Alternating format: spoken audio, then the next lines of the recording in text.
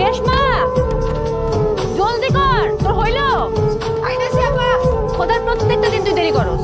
আজকেও হাজিরা কাটবো আপা। তো হাজিরা কাটবো না, তুই দেরি করলে তোর হাজিরা কি ঠিকঠাক থাকবো? প্রত্যেকদিন ঘুমের থেকে একটা কি মনে হয় জানো? কি মোর কারখানায় জীবনটা আটকায় গেছে আমার। একটু কথাটা কম কর, সুপারভাইজার আইব। তা আমি কি ভয় পাই নাকি? তো সাহস ভালো না। ইচ্ছা করে দেরি করে নাকি? তুমি যেমন কইতেছো মনে হয় ইচ্ছা করে দেরি করি। চল শোন, আমরা কখনো দেরি করি না, জীবন আমাকে দেরি করায়। তোমার এই ডায়লগ গুলা না আমি একদিন নাটক বানাবো। নাটক বানাইস, তুই সিনেমা বানাইস, নায়িকা আমি উমু। আমি পাঁচতলা কথা কম। তোমার হিরো কি হইব?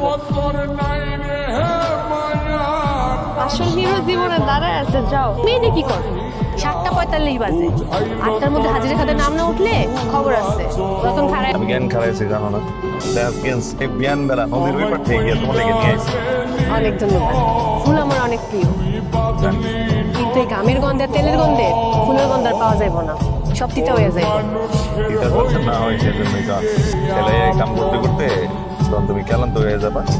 এই ঘেরানি ফুলের ঘেরান তোমার মনে করাই দিব যে তুমি একজন মানুষ।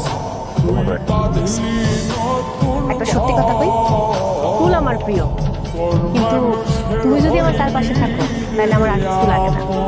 এখন এমনি ভালো থাকি।